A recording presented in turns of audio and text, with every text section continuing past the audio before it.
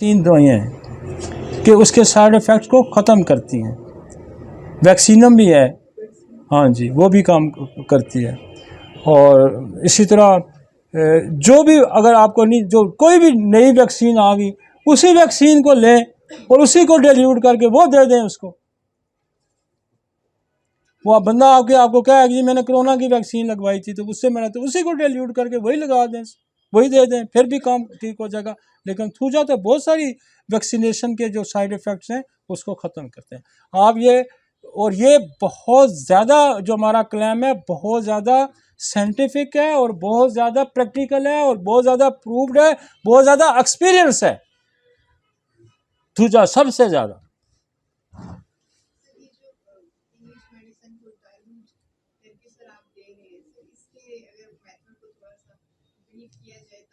नहीं, जो English medicine, जो दूसरी मेडिसिन, इंग्लिश नहीं कोई भी मेडिसिन है, फ़र्ज़ करें कोई कीमी खा आता है, कोई दालचीनी खा आता है, कोई सौंफ खा आता है, कोई इलायची खा आता है ज़्यादा, कोई आपके जितने मसाले पड़े हुए हैं उसके अंदर जो आप रोज़ खाते हैं, तो इनको भी डिल्यूट करके आप दे सकते हैं। तो उसकी डिल्यूशन का तरीका जो आपकी फार्मेसी के अंदर मौजूद है ना, कि वो 2-3 तरीके हैं। एक आपका वो जो सेंटेसिमल स्केल का तरीका है, एक डेसिमल स्केल का तरीका है कि वो एक हिस्सा दवाई का लें और 99 से व्हीकल लें और फिर उसको 10 दफ़ा झटके दें तो आपकी एक पोटेंसी तैयार हो जाएगी, फिर उसमें से एक हिस्सा लें। तो ये जो दवाइयाँ जिनके मैं जिक्र कर रहा हूँ, अगर साइड इफ़ेक्ट है तो वो दवाई ले लें, वो डाल के हल कर लें उसको, फिर उसका एक हिस्सा लें और फिर व्हीकल लें, फिर 2 बनाएं, फिर उसी से लें, फिर 3 बनाएं, फिर 4 बनाएं, 5 बनाएं, 6 बनाएं, 7 बनाएं, जितनी मर्जी बना लें। ठीक हो गया जी। आप ये सेंटेसिमल स्केल है, डेसिमल में 110 की 1/9 की रेशन है, और फिर दूसरा 50 मिली स्केल है जिसको कहते हैं। तो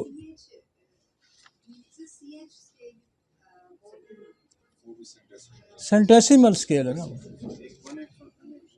जो डेसिमल है वो 110 है जिसको एक्सपोनेंशियल लिखा जाता है, सी जिसके साथ लिखा हुआ सेंटेसिमल है, और दूसरा जो है वो आपका LM है जो 50 मिलीमल स्केल है कि 1 और 50,000 की रेशो। ठीक है जी।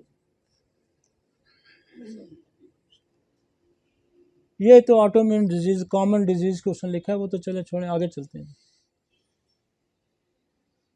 थायराइड, थायराइड पहले तो देखें थायराइड लगा हुआ कहाँ पे है। ये ट्रैकिया है, इसके ऊपर ये लोब बना रहा है, ये देखें ना, ये लोब बना रहा है। और एस्मस जिसको कहते हैं, ये दोनों के दरमियान वाला हिस्सा इसको कहेंगे जो डिवाइड कर रहा है राइट लेफ्ट लोब को। और इसके अगली एक और स्लाइड लाएं ज़रा, आगे और एक स्लाइड और ज़रा लाएं। ये आपको उसने एनाटॉमी बताई है ना, अब और ज़्यादा बेहतर हो गया। आपको ये देखें, इसको थोड़ा बड़ा करें, दूसरे को ये उसका दूसरा बैक का व्यू दे रहा है ना, वो फ्रंट व्यू है, ये पोस्टीरियर व्यू है, और इस पोस्टीरियर व्यू में 4 आपको येलो कलर के और डॉट्स नज़र आ रहे हैं। इस थायराइड ग्लैंड के अंदर 4 आपको येलो कलर के डॉट्स, ये जो जिसको कहते हैं पैराथायराइड ग्लैंड। ये पैराथायराइड ग्लैंड का क्या काम है कि ये रेगुलेटरी है कैल्शियम का, बॉडी के अंदर कैल्शियम को ये कंट्रोल कराता है। ठीक हो गया। तो ये हमने आपको उसके स्ट्रक्चर दिखा दिया ताकि आपको पता हो कि ये थायराइड लगा हुआ है, इसके पीछे वाले जो हिस्सा है उसके अंदर ही ये पैराथायराइड 4 डॉट्स हैं, 4 जो हैं ये इनका फंक्शन ये देखें।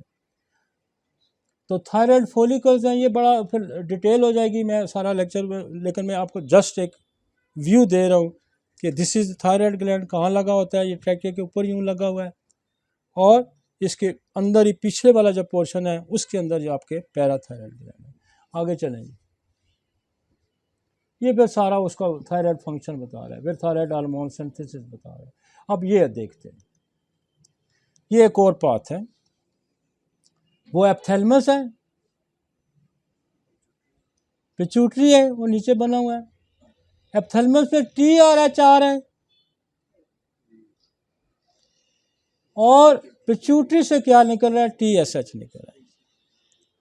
अच्छा, टी एस एच जो है हम चेक क्यों कराते हैं, ये बहुत ज़्यादा सेंसिटिव हार्मोन है, ये फ़ौरन जज हो जाता है, वगरना हम T4 वैसे तो पूरा प्रोफाइल कराते हैं, T3 T4 TSH, लेकिन TSH जल्दी इंडिकेट कर देता है, अगर कम है तो फिर हम लेबल करेंगे ये है, इसको तो ज़्यादा है तो हम लेबल करेंगे ये वहाँ से रिलीज होता है TSH, तो किसको स्टिमुलेट करता है, थायराइड ग्लैंड को स्टिमुलेट करता है।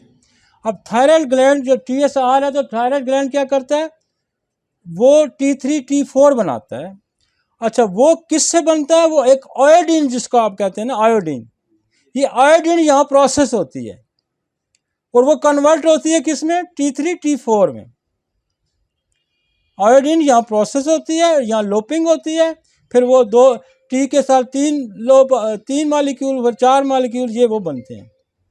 तो आयोडीन यहाँ प्रोसेस होती है और फिर वो आपका T3 T4 बनता है, जो बॉडी में फिर जाता है और उसके बेशुमार काम है। ये भी क्या करता है कि आपके बॉडी के फंक्शन को तेज़ कराता है, उसको एक्टिव कराता है, फीमेल सिस्टम, दूसरे सिस्टम, ये सारा उसको एक्टिवेट कराएगा, जिसको मैं थोड़ा सा आगे आपको ये भी बताऊंगा कि इसका फंक्शंस क्या क्या है, ठीक है। लेकिन आप मैकेनिज्म जरा समझें। अब होता है क्या है कि ये यूं आ रहा है, तो इससे T3 T4 बन रहा है। अब जब ये T3 एक मतलूबा मिकदार जब हो जाएगी, तो फिर ये फीडबैक देगा पीछे पिट्यूटरी को कि अब और TSH ना भेजें, कि हमें जो आपने TSH भेजा है, ताकि जितना आपका जैसे टैंक फिल हो गया तो अलार्म बज गया, घंटी बज गई, भाई बस अब और नहीं, जब आप पेट्रोल डाल दें बस टूम चूर हो गया। तो जब इसका एक सफिशेंट अमाउंट बन रही है, तो वो ब्लड के अंदर जब आ जाती है, तो फिर एक ये इसको कहते हैं सिंक्रोनाइज किस्म का मेथड है कि वापस फीडबैक देगा कि हमारे पास इतनी अमाउंट है और TSH रोक लो। और डिजीज में क्या होता है कि TSH जो है ना बन ही नहीं रहा होता, तो क्या होता है कि वो मैसेज दे ही रहा, और भेजो भाई, हमारा TSH नहीं ब्लड में आ रहा, तो मैसेज वापस जा रहा है और TSH और भेजी जा रहा है, तो हमारा TSH लेवल बढ़ जाता है। अब दूसरे में क्या होगा, वो मैं आपको दूसरे में क्या होगा कि वो प्रोडक्शन जो है, जो TSH के जो रिसेप्टर हैं, जहाँ TSH वहाँ के रिसीव होगा, वहाँ एंटीबॉडी ने जाओ कब्जा कर लेना है। जैसे घुस बैठ के ना आपका कंट्रोल संभाल लेते हैं, वो करके ना, तो वो उसको एक्टिवेट करी जा रहा है, उधर बेताशा बनी जा रहा है, क्या T3 T4 बनी जा रहा है, और T3 बनी जा, उतना मैसेज दे ही जा रहा है, तो क्या उसे TSH रोक ही देता है, तो वो लेवल गिर जाता है। वो कहता है बहुत हमारे पास माल जमा हो गया, बस करो और नहीं भेजना। वो कौन बना, कोई और बंदा रहा है, वो तो एंटीबॉडी आके उसने बैठ गई ना, वो स्टिमुलेट कर रही है उसको। ये ग्रेवस में, और ये दो डिजीज़ हैं, एक ग्रेवस है जिसमें T3 T4 बहुत बनेगा, हैशमोटो में क्या होगा, वो कम बनेगा। तो ये आ गए आप उसकी, तो ये समझ लें कि हाइपर जहाँ लिखा आएगा, हाइपर का मतलब है कि TSH वो ज़्यादा बन रहा है, T3 T4, तो TSH लेवल गिर रहा है।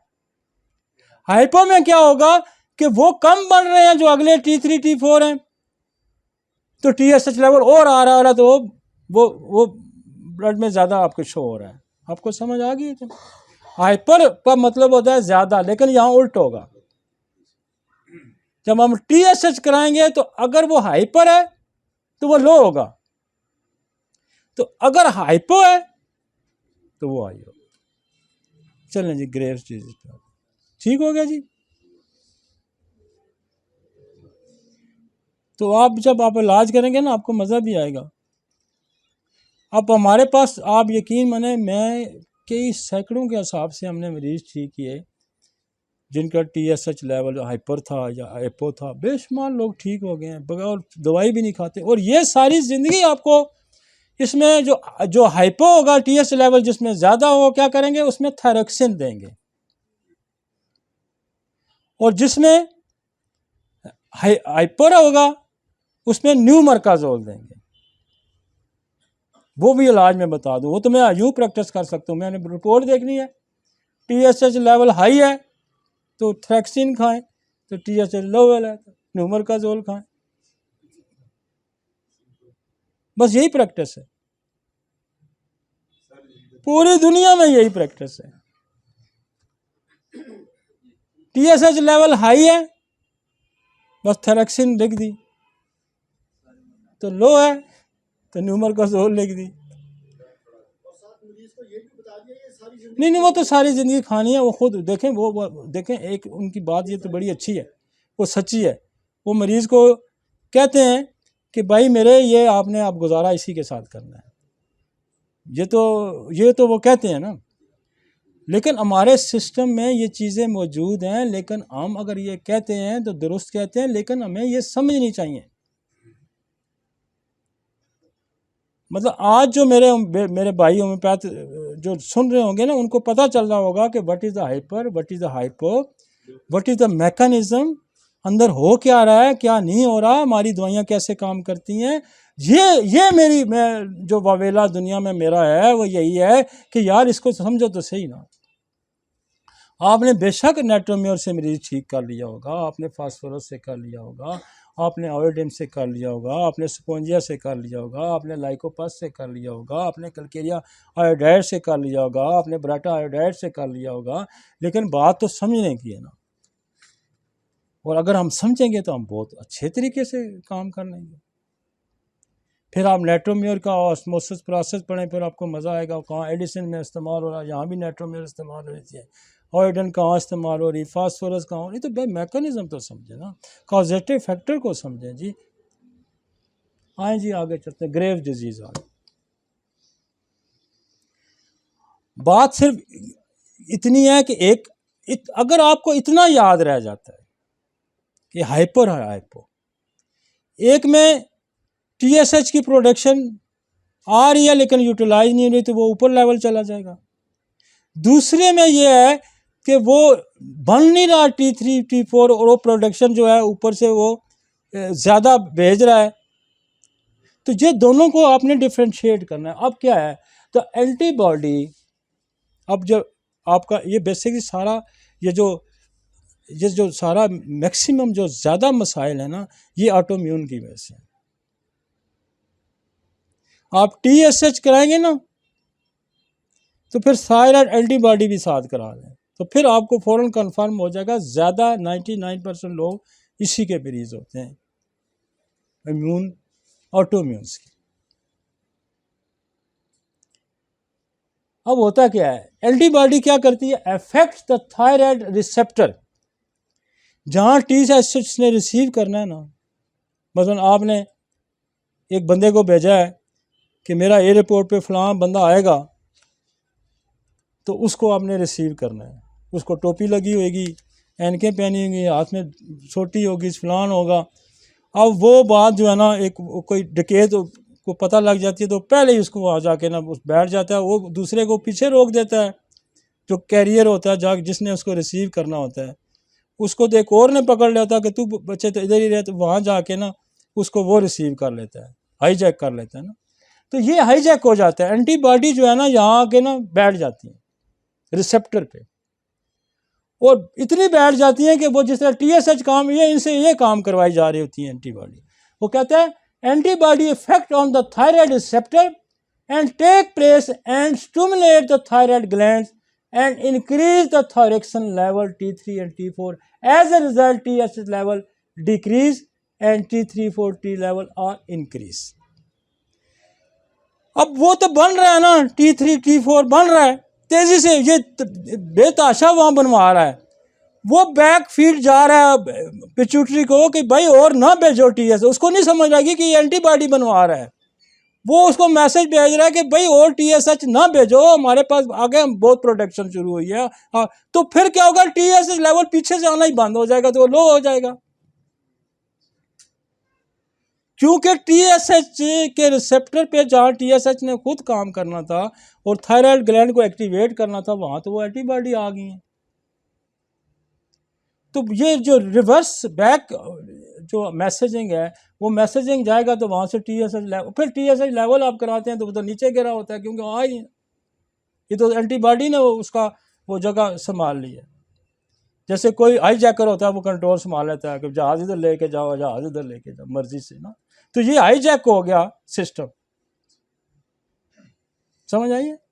अब वो कानपुटी पे वो कहते कर दे, वो भी कर रहा है, वो काम वही करा रहा है जो TSH ने कराना था, लेकिन बेतहाशा करा रहा है। अब T3 T4 बहुत ज़्यादा बनना शुरू हो गया।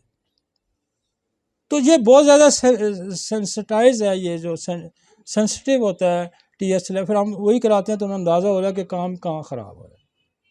इसका मतलब है यहाँ एंटीबॉडी बैठ गई है और ये इंक्रीज कर रहा है T3 T4 को। तो this is the Graves. Graves में क्या होगा, TSH लेवल डिक्रीज हो जाएगा। आप इसको क्या कहेंगे, ये आपका सिस्टम हाइपर हो गया है, थायराइड ग्लैंड हाइपर हो गया है, ओवर एक्टिव हो गया है। जब वो ओवर एक्टिव होगा, हाइपर होगा, तो क्या होगा, T3 T4 इंक्रीज हो जाएगा और ये गियर डिक्रीज हो जाएगा।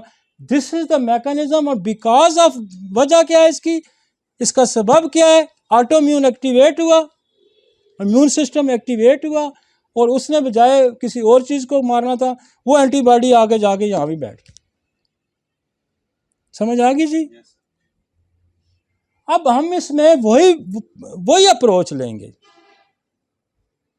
हम वही अप्रोच लेंगे कि भाई कहीं कहाँ कैसे एक्टिवेट हुआ। जैसे एडिसन में हमने ली कि कोई वैक्सीन लग गई, किसी वायरल बैक्टीरिया के खिलाफ एक्टिवेट हुआ, तो वो अप्रोच लेके वही एक्सरे वक्सरे वो सारी चीज़ें लगाएंगे हम, तो फिर आगे हम इसका आगे चलते हैं। समझ आ गई जी। खोलें जरा इसको। अच्छा, मैं आपको थोड़ा सा थायराइड ग्लैंड का फंक्शन भी बता दूँ, ज़रा इसको खोलें यार। मेरा दिल है कि मैं कोई चीज़ छोड़ूँ ना।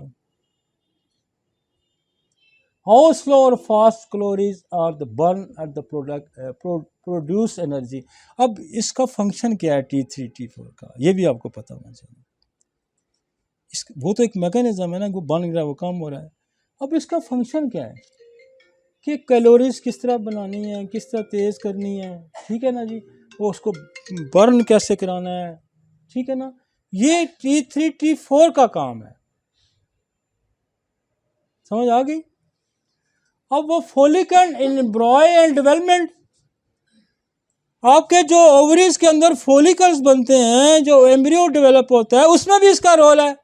तो इसमें पहले आपको पता है कि जब प्रेगनेंसी होती है, वो पूरा वो जो एग्स सही नहीं बनते, तो हम क्या करते हैं, थायराइड भी हम कराते हैं टेस्ट। अब कहाँ बात दूसरी तरफ निकल गई ना, कि ये प्रोफाइल कराने का मकसद ये है कि आप क्या क्या चीज़ें जज करना चाह रहे हैं। बच्चे की डेवलपमेंट नहीं हो रही, एग्स फोलिकल डेवलप नहीं हो रहे, तो फिर TSH को चेक करा के देखेंगे कि कहीं ये ग्रेव्स तो नहीं है, कहीं हाशिमोटो तो नहीं है,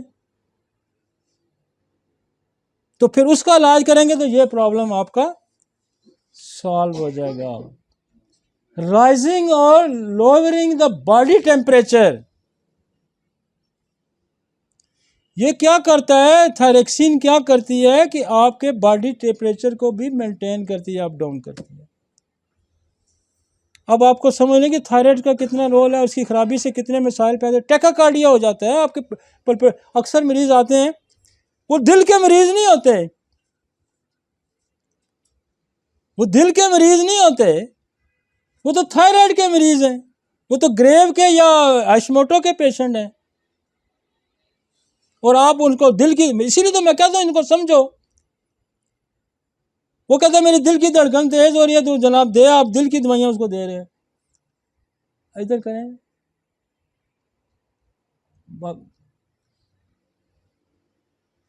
फीटल ब्रेन, इसका भी डेवलपमेंट में इसका रोल है। द वे मसल कॉन्ट्रैक्ट, आपका जो मसल कॉन्ट्रैक्ट होता है, इसमें भी T3 T4 फंक्शनिंग होता है। स्पर्म टेस्टोस्टेरोन प्रोडक्शन, कितना बड़ा रोल है भाई। और कितनी इग्नोरेंस है, और आप ठीक करने की सलाहियत रखते हैं, आप ठीक करने की सलाहियत रखते हैं, आपको पता नहीं है कि ये क्या क्या रोल प्ले कर रहा है, आपका एग्स नहीं बन रहा, आपका टेस्टोस्टेरोन नहीं बन रहा, आपकी स्पर्म की प्रोडक्शन नहीं हो रही, आप धड़ाधड़ दवाइयाँ दे जा रहे हैं, मैं स्पर्म इंक्रीज करूँगा। पहले बोला मैकेनिज्म तो समझें कि कहाँ खराबी है भाई। एक थायराइड का टेस्ट करवा लो उसका, फिर आप टेस्टोस्टेरोन लेवल करवाते हैं, आप स्पर्म लेवल जब करवाते हैं तो फिर आपको बैक पे यहाँ भी जाना पड़ेगा। और आपका अगर थायराइड का फंक्शन डी रेंज है तो आप उसको थायराइड का इलाज करेंगे, ये सारा मसला ही आपका हल हो गया। दुरुस्त है। The way muscles contract, the rate new cells and replace old cell, production of the cells, और उसकी जगह नया सेल रिप्लेस करना, वो भी इसका रोल है। तो मेरे ख्याल में अब आप थायराइड पे ज़रूर फोकस करेंगे। हाउ फास्ट और स्लो द हार्ट बीट, ये दिल का मसला नहीं है भाई। दिल का मसला हार्ट बीट्स हो गए तो वो तो पेस मेकर का मसला है, वहाँ आर्टिस्ट की वो जो है ब्लॉकेज का मसला आ जाएगा, वहाँ वाल्वल डिजीज़ आ जाएंगी, वो एक और कहानी आ जाएगी। लेकिन आपको कंपैरेटिव स्टडी के लिए आपको एक टेस्ट TSH लेवल करवा के देख लें, सिंपल एक टेस्ट, लिखना भी मुश्किल नहीं है ना, कि मुश्किल है। वो एलोपैथिक वाला टेस्ट कराएगा ना, एक टेस्ट ज़रूर लिखेगा उसको कि स्पर्म नहीं बन रहे, जहाँ आपको हार्मोनल लेवल टेस्ट कराएगा एक टेस्ट ये भी करा देगा। तो ये तो देखें कितनी बीमारियां आप डिफ्रेंशिएट करके आप थायराइड का इलाज करें, वो बीमारियां सारी ख़त्म होगी, जान छूट गई आपकी। इलाज मैं बता देता हूँ, समझ आप लें ना, फिर साथ हम इलाज तब भी होगा ना जब हम बात को समझेंगे। और मैंने फंक्शन इसलिए, मेरा तो काम इतना ही था कि मैंने टारगेट करना था उसको कि what is the Hashimoto and what is the grave disease. मैंने समझा के मैं दवाइयाँ बता के निकल जाता, लेकिन मज़ा मुझे नहीं आना था कि मैं पूरा मैकेनिज़्म आपको समझाऊं, मैं फिर आपको दवाइयाँ समझाऊं, फिर मैं उसकी साइन सिम्टम बताऊं, उसके फंक्शन बताऊं। आज मतलब थायराइड का देखें ना कितना रोल है भाई, इस ग्लैंड का कितना रोल है, एड्रिनल ग्लैंड का कितना रोल है, पिट्यूटरी का कितना रोल है, एप्थैलेमस का कितना रोल है। हम कहते हैं हम अलामात से इलाज करेंगे, बेशुमार डिजीज़ के अलामात मिक्सअप हैं भाई, आपने उसको डिफ्रेंशिएट करके आपने उसका ट्रीटमेंट करना है। याद आते फीस लेने के तो हम बड़े माहिर हैं ना। तो वो कोई बंदा आया ना, मरीज़ था, तो वो कहने लगा कि डॉक्टर को कितने पैसे फ़ीस, उसने कहा जी मैं तो 2000 रुपये लेता हूँ, होम्योपैथिक था ना। तो उसने कहा जी मैं 2000 तो नहीं दे सकता, कम करो। वो कहता मैं नहीं कम करता, मेरी फ़ीस पक्की है, मैं कम नहीं हो सकता। तो उसने कहा अच्छा चलो ठीक है, नहीं कम करता। तो वो कुछ अच्छा बीमारी तो मैं क्या है, मरीज़ को कहता है 2000 देवांगा तो बीमारी मैं क्यों दसा तेन, अब लो अब ढूंढ लेना मुझे बीमारी है क्या और मैं 2000 भी देवा तो बीमारी भी तेन मैं दसा। तो डॉक्टर जो है वो बड़ी मज़े की साइंस है, इंसानों को समझना बड़ा दुनिया का खूबसूरत पेशा है, खूबसूरत पेशा। मैं कहता हूँ इससे अच्छा दुनिया का कोई पेशा नहीं, बहुत खूबसूरत पेशा है। किसी की देखें, आप किसी का इलाज करते हैं ना, उसकी अजियत कम करते हैं, पैसे भी लेते हैं लेकिन उसकी अजियत कम करते हैं। वो पैसे दे के भी आपको दवा देता है। साइकिल बंदा लेके आपको दवा नहीं देगा, स्कूटर वेस्पा कोई आइटम लेके वो आपको पैसे दे के पे करके चला जाएगा, वो आपको दवा नहीं देगा। लेकिन मरीज एक ऐसा प्रोफेशन है जिसका मरीज आपको पैसे भी देता है, सारा आपको दवा भी देता है। आगे चलते हैं।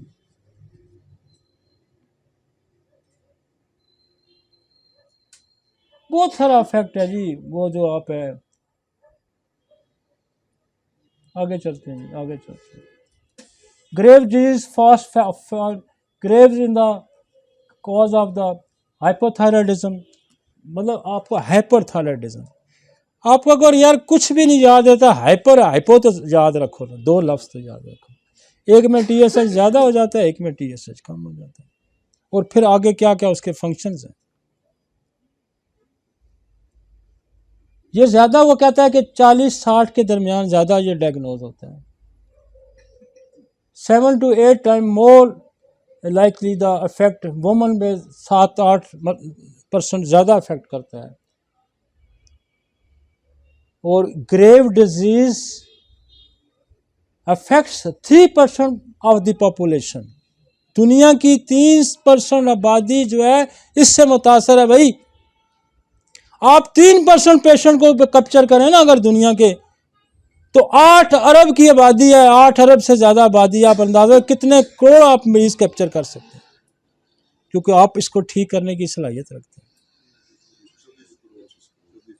24 करोड़ होम्योपैथी की तरफ मरीज आएंगे भाई, अगर उनको पता चल जाएगा कि ये ठीक करने की सलाहियत रखते हैं। वहाँ मुझे सारी ज़िंदगी थायरेक्सन और न्यूमरकोजोल खानी पड़ेगी, और यहाँ मैं 6 महीने दवाई खाऊंगा तो ठीक हो जाएगा।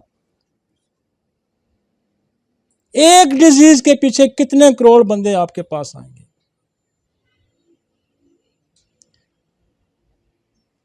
आगे चले।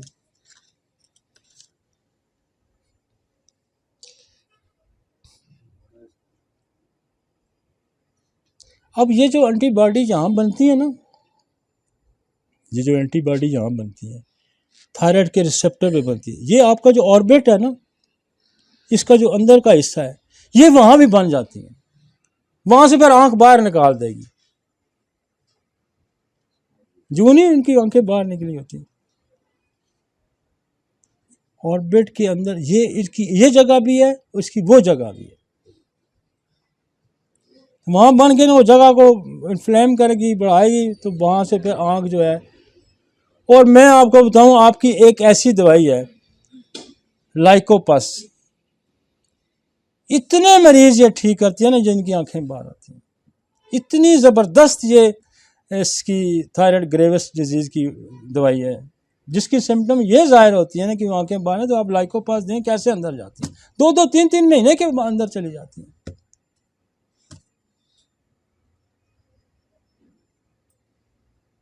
देखें, the receptor ultimate stimulate the receptor, over production of the hormones, anxiety, tremor, goitre, bulging eyes, fatigue, rapid और इरेगुलर हार्टबीट्स। अब ये समझ आए कि यहाँ भी बैठती हैं वो एंटीबॉडीज, तो फिर इसके अंदर भी जाकर बैठ, इसके अंदर बैठेंगी तो क्या करेगी, आइज को बाहर दिखेगी। और दवाइयाँ क्या हैं आपकी, वही है, एक्सरे है, ट्यूबर है, थायराइडिनम है, स्पोंजिया है, आयोडियम है, लाइकोपस है। ये वापस लाए, वापस लाए। एप्थालमस, एप्थालमस क्या है, आंख का बाहर आ जाना। स्वेटिंग, अक्सर आपके पास मरीज आते हैं जिनको पसीने ज़्यादा आते हैं, तो गाइटर। और देखिए होम्योपैथिक में ऐसी दवाइयाँ, यकीन में इतने बड़े गाइटर आते हैं, रिड्यूस होते जाते हैं, उधर जाओ तो सर्जरी होगी। अरिदमिया, टैकाकार्डिया, आपका जो रिदमिया हो जाता है, कोई उसका सीक्वेंस नहीं रहता, टैकाकार्डिया, दिल की धड़कन तेज हो जाती है। Nausea and diarrhoea, oligomenorrhoea, menses का कम आना, स्कैंटी हो जाना, थोड़े आ जाना। मसल वीकनेस, ट्रेमर, कांपता है। अब कांपता, इसमें भी कांपता है, पार्किंसन में भी कांपता है, कोरिया में भी कांपता है। तो आप डिफ्रेंशिएट करेंगे कि वो कांपना जो आपका अगर थायराइड ग्लैंड की वजह से है, तो आप इसकी तरफ फोकस करेंगे। Headache, weight loss, nervousness, emotional instability. ठीक है जी, आगे चलते हैं।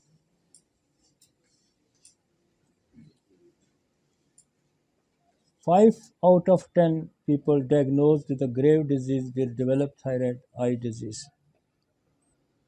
ये 10 की अगर नज़र आएगी तो 5 तो ये ग्रेव्स वाले होंगे, बाकी ट्यूमर भी हो सकता है और चीज़ें भी हो सकती हैं। 50% कितना रेशो है? नेक्स्ट आ गए, ये वही आ गया, goiter, thyroid, eye disease, skin thickening. आगे चलें,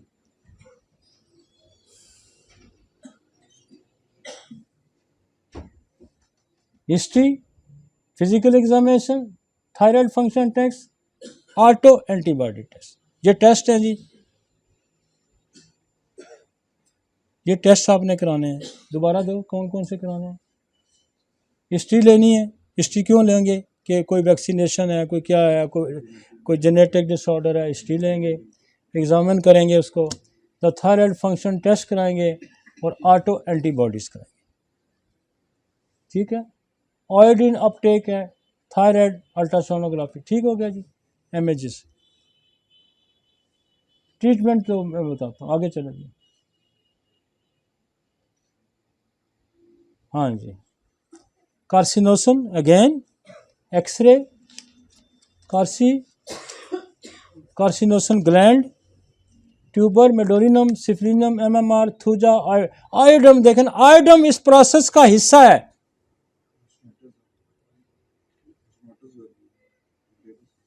आयोडम जो है ये प्रोसेस है, थायरोक्सिन इससे बनती है, ये प्रोसेस का हिस्सा है। लिहाजा आयोडीन जिस तरह हम नेट्रो में खिलाते हैं जैसा फोज, तो आयोडीन हर थायराइड के पेशेंट पे असरअंदाज होगी, ये ध्यान में रखें। आप कार्सिनोसन देते हैं, आप ट्यूबरकुलोनियम देते हैं, आप थायरोडिनम देते हैं। थायरोडिनम क्या है? इसका अपना सार्कोड्स है, तो वो एक ऑर्गन को सपोर्ट करता है, उसकी एफिकेसी को थायरोडिनम सपोर्ट करेगी। एक्सरे क्या करेगा? स्टिमुलेट करेगा पिट्यूटरी को, एप्थैलेमस को उधर करेगा। ट्यूबर क्या करेगी? मेडोरिनम क्या करेगी? ये जो आपका इम्यून सिस्टम एक्टिवेट होगा उसको दुरुस्त सिमत में लेके जाएगी, दुरुस्त सिमत में लेके जाएगी। या और कोई कॉजेटिव फैक्टर आता है,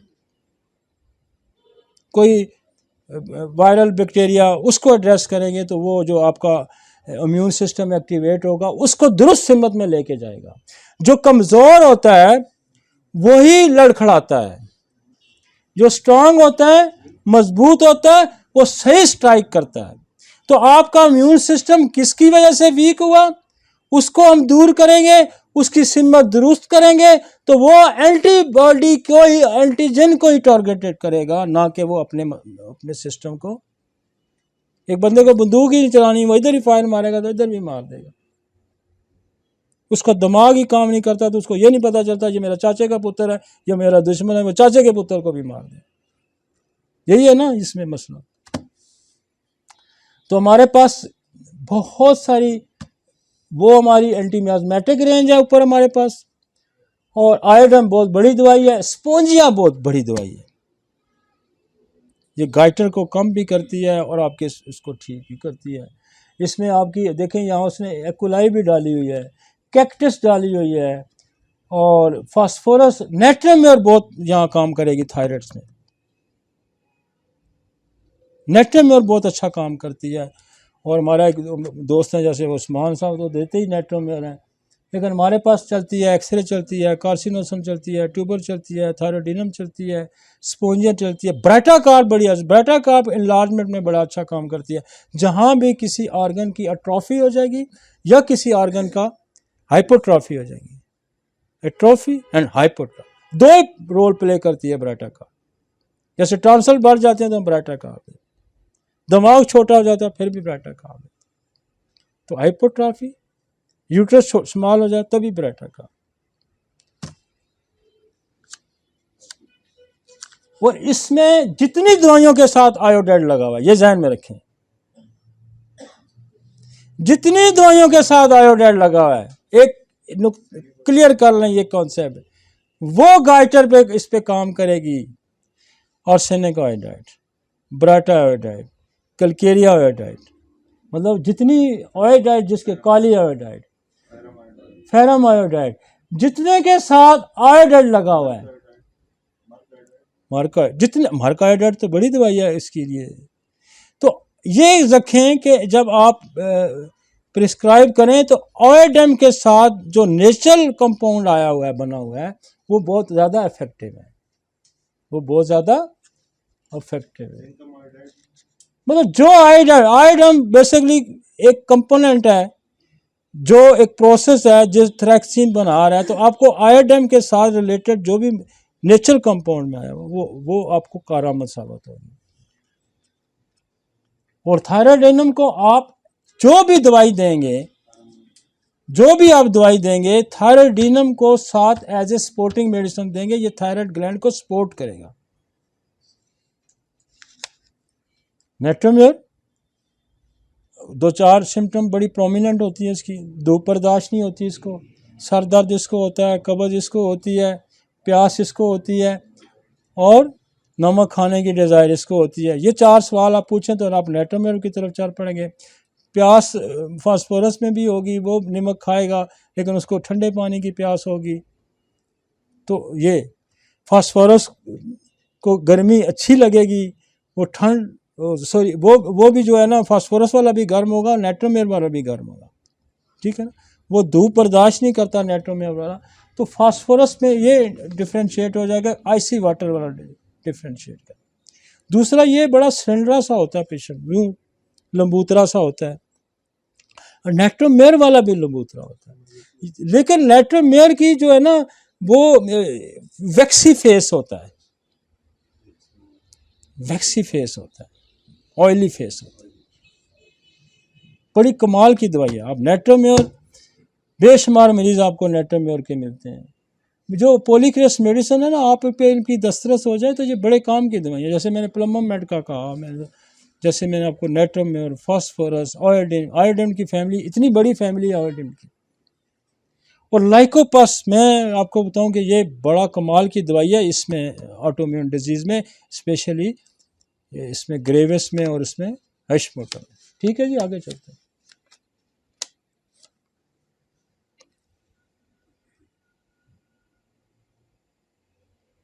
कैक्टस का जो है ना, अपनी एक देखो, ये शिकंजा पड़ा हुआ है, ये शिकंजा जब टाइट होगा ना तो कैक्टस है।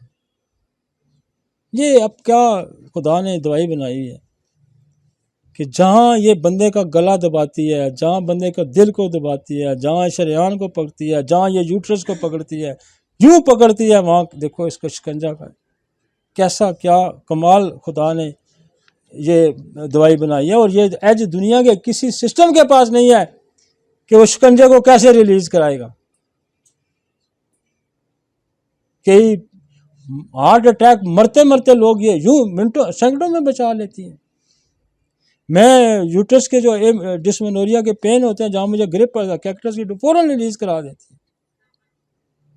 तो जहाँ कहीं ग्रिप पड़ती है, यहाँ भी ग्रिप है, ये टाइट होगा तो ग्रिप पड़ेगी तो कैक्टस इसको रिलीज। इसमें वो भी फ्यूकस भी है। फ्यूकस कहाँ काम करेगी? जहाँ साथ मोटापा भी आएगा, जहाँ थायराइड भी होगा, साथ मोटापा भी होगा, तो फ्यूकस है, कलकेरिया है। चले जी आगे चलते हैं। हश्मोटो अगला टॉपिक ला यार।